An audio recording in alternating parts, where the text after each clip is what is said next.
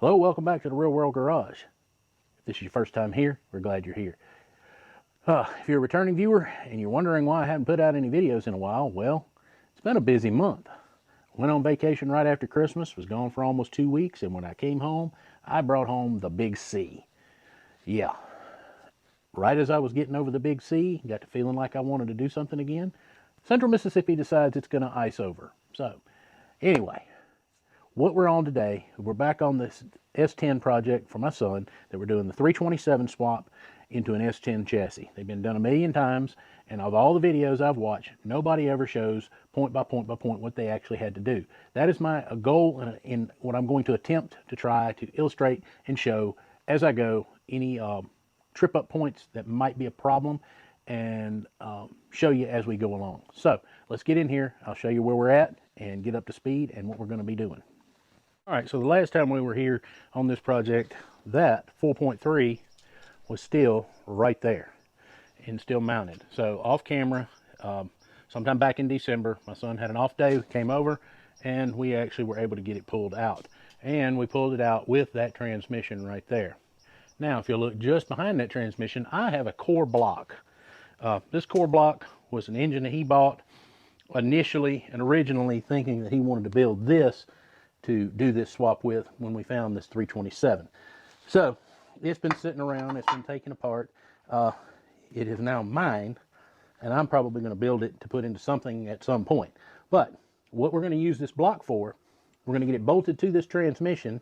We're going to get the oil pan he plans on using in this truck, and we're going to go ahead and trial fit this package in this truck.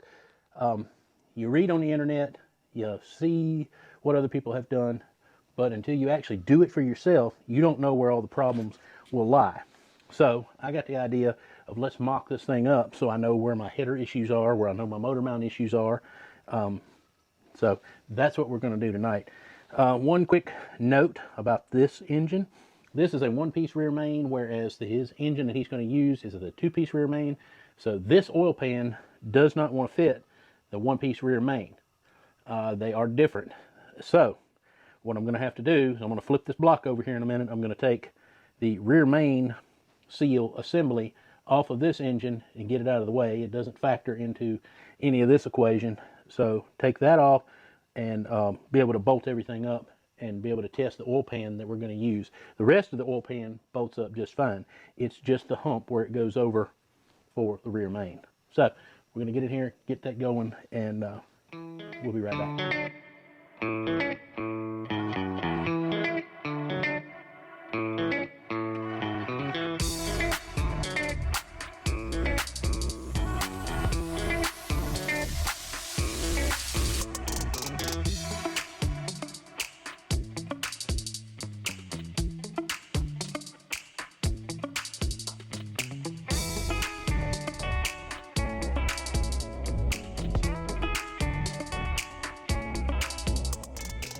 Well, that didn't take long. Didn't take long to get the engine and transmission hooked together, and then it didn't take long to come along to our first roadblock, our first problem. I thought that you needed factory clamshells to put this engine in this S10, but it turns out that it helps to read the instructions on the product that you bought to put this in. It actually comes with mounts that attach to the block, and this is them here. So I don't need those clamshells, those will be coming off. Where I run into the real problem is right here, is on these mounts, right here, they're actually the factory mounts that are frame bolted from the underside and hidden. Trying to figure out why Chevrolet, in their infinite wisdom, use bolts and nuts in these places instead of blind nuts. Well, now I know the good answer to that question was they never intended anybody to ever install a V8 into this chassis. So this was assembled probably before all the suspension, before any of that other stuff was installed. These were already on the frame and tight. Now I've got to figure out how to get them off, and then I've got to figure out how to get 6 bolts back in them to mount them back to the vehicle, because this is your rubber isolator that mounts to the frame in the stock location. of these solid mounts. On the 4.3, the rubber is on the engine and the solid is here. On this, the rubber is mounted to the frame and the solid is on the engine. So, I got to figure out how to climb that hurdle. And I've about put as much as I can in for an evening after work. I've got things to do, got to get cleaned up, got to get some sleep before I go to work tomorrow. So, I'm going to go do some head scratching. Won't be but a couple seconds for you. Not sure how long it's going to be for me though. So, we'll be back. Like I said, it would just be a couple of seconds, and guess what? It's the next night. I got to work this morning. I talked to my boss, Rob, who has been interviewed, been on the channel. He's got a rat rod. He builds chassis, does all kinds of stuff, and wanted to spitball with him to see if he might have some kind of idea what he thought about getting these bolts out for these pads for the motor mounts. And he turned his computer and just happened to hit and punch in the exact right search terms for what we were trying to do, and it pulled up this guy's video that showed what he did to access these bolts. Starting on the driver's side, there are fuel lines that come through this cross member right here. And there's one of them. He does not have fuel coming through this cross member. So he was able to take a wrench and reach up into this hole that is there for these fuel lines to come through, and he's able to get to the back side of these three here, and he said he could get those out. But on this side, there is no easy way with the spring, control arm, and all the suspension and stuff in the way to get these three nuts. So what he did was, and I will link a video, like I said, up here in the, and you can go check it out, because I don't like taking credit for other people's ideas. This is what he did, so I think it's a good idea, so I'm going to try it. But he drilled a small hole, an 1.5 inch hole with a hole saw, right here in the frame rail. And that afforded him access to the back of these three bolts here. He goes so far as to put a plug in there. He was like he didn't want to get rocks and dirt and all kinds of stuff in there, but you know, whatever. My thought is the thing is open on the bottom, so if it did happen to get a rock in there, it's just going to go through. It's not going to be stuck in here. So, but whatever. Everybody has their own build. Everybody has their own ideas. That's cool. It's a $3 plug.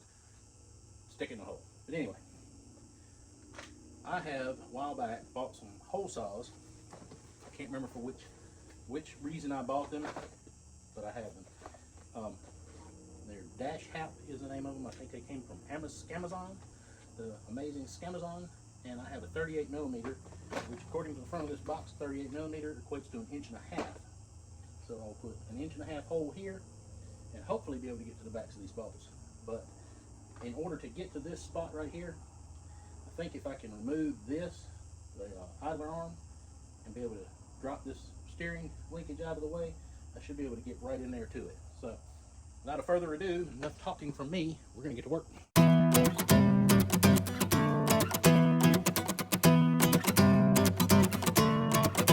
Alright, so now we've got the suspension out of the way and all that horse hockey, and I had to walk around the shop in 3 circles to find my drill that I'd hidden from myself. Let's talk about the Dash app, I don't know, you say it. Anyway, that's it.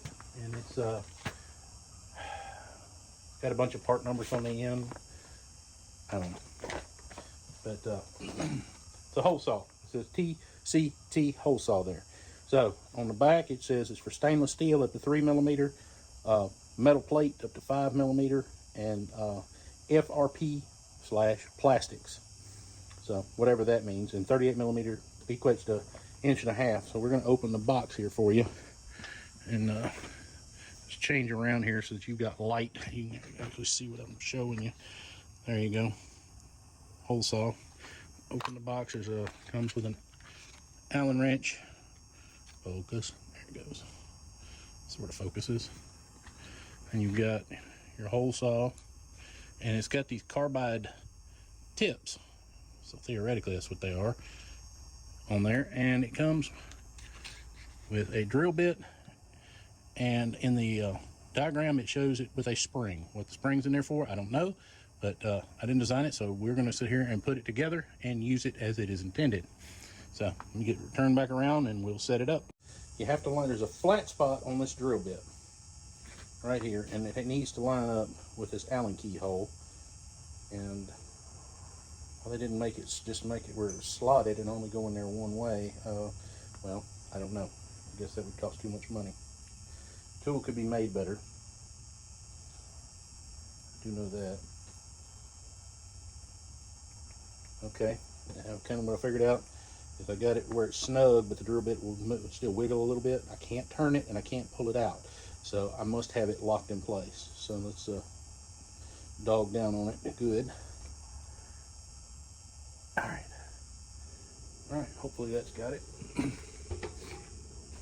Set the box over here with the other, so when I put the Allen wrench in the box, I'm not hunting it later. All right, I'm gonna try to do this without moving this engine or transmission, because I really don't want to move this engine and transmission. It's too heavy. But let's get our drill. Trusted, good old Milwaukee plug-in drill. Whatever I had on here last time. It's the same size as what I'm putting in here now. See if this drill's going to be too big to fit up in where I want to go. Because I don't have anything to start a pilot hole with me right now, so we're just going to wing it. Just go for it. And that's what makes the best YouTube. It's just winging it. See what happens. Well, if I can get my extension cord towards the end, that would be great. Let's see if we got enough here. Maybe. Oh, make my lights flicker. Yeah, all my lights, my compressor, everything runs on one circuit. I need to get more some electricity out here in the shop. Alright. Let's see what happens. Just looked about where that boy drilled his. The drill bit looks about as straight as this too. Know this, you gotta hang on to this drill, because this drill don't play. It's cutting.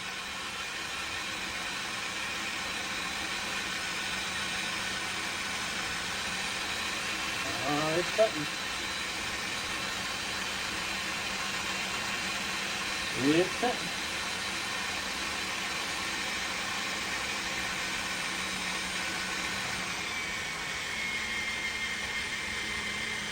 Drill bit is crooked as a dog sign leg, I'll say that.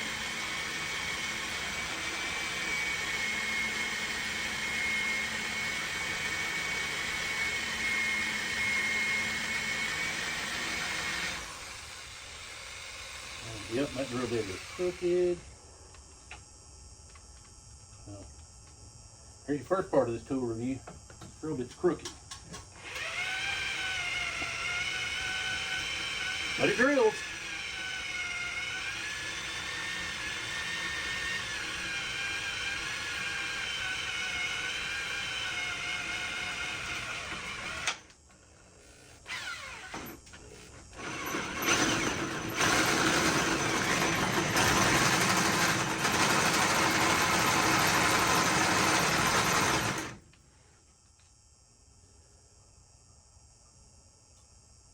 Man. It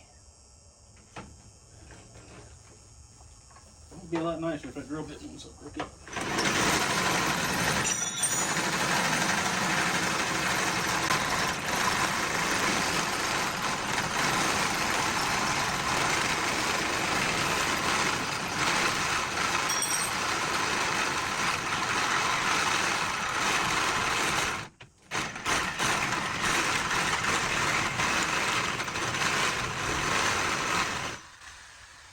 Okay, well.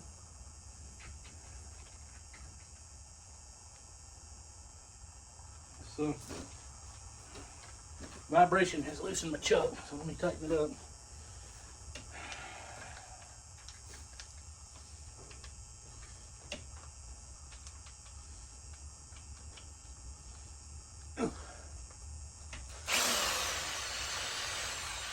The hole saw part itself is straight.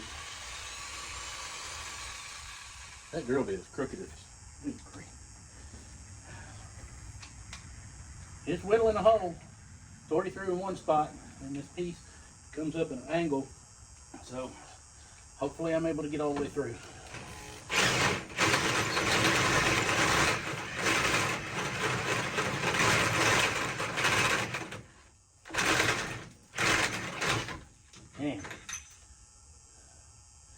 breaking off the carbide tips. Not cool.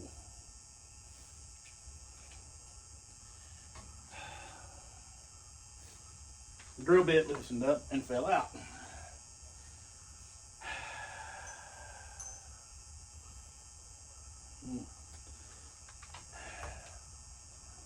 Let's see if we can just get through this.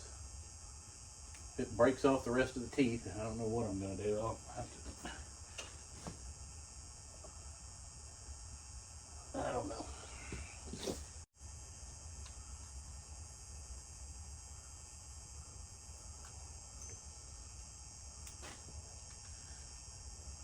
Don't know that I would recommend for use on doing what I'm doing here. If this was a flat piece of sheet metal, maybe, or maybe even a flat piece of heavier gauge steel, what did it say, up to 5mm, which I don't know what that equals out to, 1/4 inch maybe, 3/16, I don't know. But at this point, it's not going so good on this project. So, but I've got a good start on it, so we'll just see what happens. Already destroyed the tool. It's knocked off 3 of the carbide tips. So,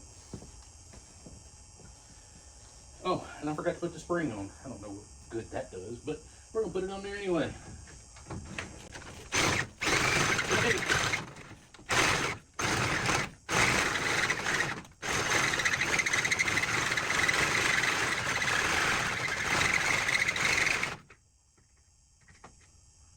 Still got metal flashing on. We're gonna keep going.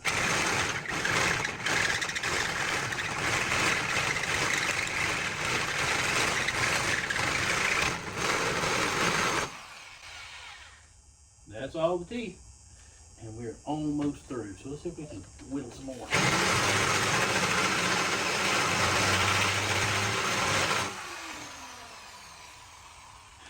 right, let me get something and see if I can pry that out and pop it out, because it is very close to breaking. So,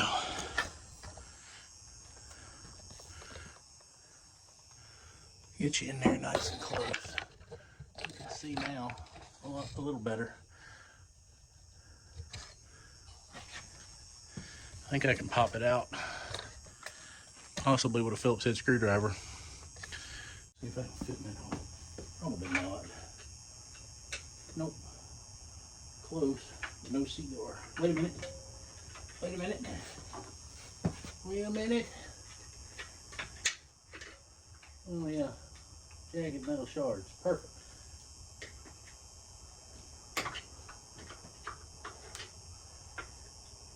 Ow. And there it is. It worried it to death. Let me show you the bit. And I don't even know if an expensive one would have survived what I just did to this one.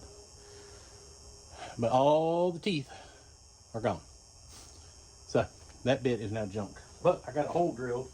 And let's see if I can actually get in here with a 15mm. I don't know if I have a wiggle. I may have a wiggler that'll fit here at the house. A bunch of stuff's at work. I'm eyeballing one from here, so we'll see. Alright, well, I cobbled up a wiggler. Let's see if it'll get on there. Oh yeah. Look at that. Oh yeah. Golden now. Let's see. Oh yeah. Look at this. There's some jagged ladies. Need to be dressed up. Oh yeah. Yeah. Just like socks on a rooster. Keep up with these because the instructions in the transdat tell you to reuse these to mount the 2.8 motor mounts. Let's see. They say you can stick. He says you can get the wrench up in there and hold it. You may have to turn it a little bit.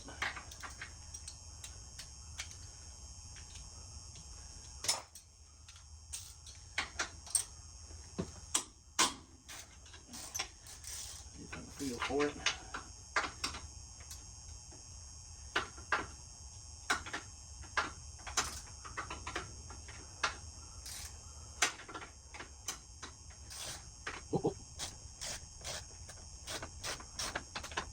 Not great, but I'm on it.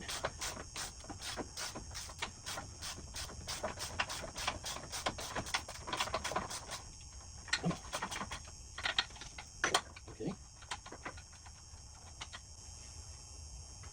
There it is. 2 or 3. Old boy's right. I'm about to go look this old boy up again. Make sure to comment on his video. Tell him thanks. Good idea. It worked like a champ. Let's see. Fumble feel around in here.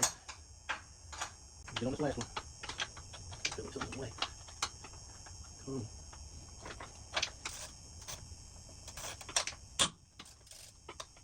Right, how far was that?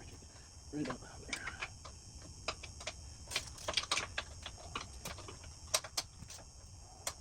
Let's try to open it. See if I can figure out where it is. I'm on it. I need a box seal on it. No, I'm not on it. Now I'm on it.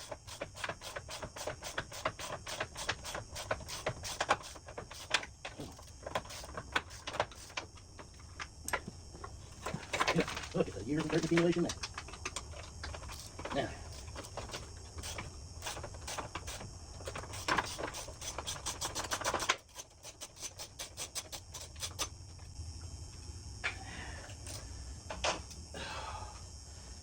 last one. Holy smokes. I got it. All right, so we made it to another day. Still daylight out, but it's trying to rain. Always something. Anyway, we got this off. And the guy in his video, he came through here, and this is where fuel lines are. We're leaving these fuel lines because that's the fuel lines we're going to try to have to avoid running new. So I'm not wanting to take all this loose. So I've got to drill another hole on this side. So while we're doing that, why don't you go watch another video coming on the screen right now. And when you come back, maybe we'll be setting an engine in this thing.